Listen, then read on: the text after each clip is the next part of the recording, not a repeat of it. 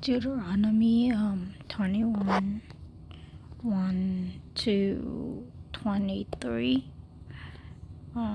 So it just have there's information about atonement for an unsolved murder, and so the nearest city to where the person was killed need to kind of wash their hand and declare that they did not do this and that they didn't see it done. So that way, then then they will have purged from themselves the guilt of shedding of innocent blood, and this according to what God has declared. Then it talks about other things like marrying a captive woman, the right of the firstborn, a rebellious son, and this is actually interesting to me, where if someone is stubborn and rebellious, then God consider it to be evil. And so if you love God's command more than your son, you would actually stone him if he is rebellious. And then I think that is in a way that shows that for other kids to not follow such a rebellious way. And this actually reminds me of how God hates pride, and so it's like a prideful spirit, a rebellious spirit, that is something that is evil in God's sight.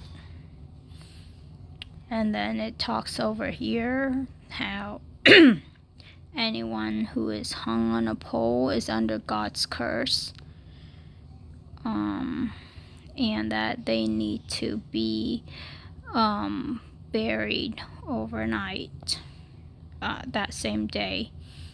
Not overnight, that same day.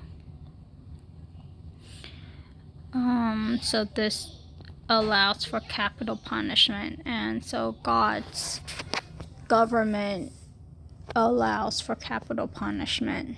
And I wonder if we are like, I wonder if we follow his kind of like design, if there will be less crimes than we see today. But then God also says that crime will increase, especially towards the end of the day, where men's hearts become hard and cold and like just full of violence. So I don't know, I mean, from his prophecy we know that it's inevitable, but I think he gave these laws so that that process can be slowed down, where the good can be preserved a little bit longer and more people can come to him during that time. It's interesting though, under grace, like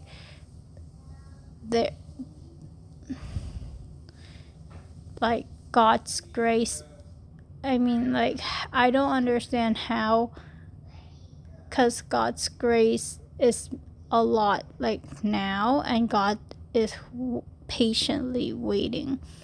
But then I think the time for waiting is less before, and I wonder if it's because of like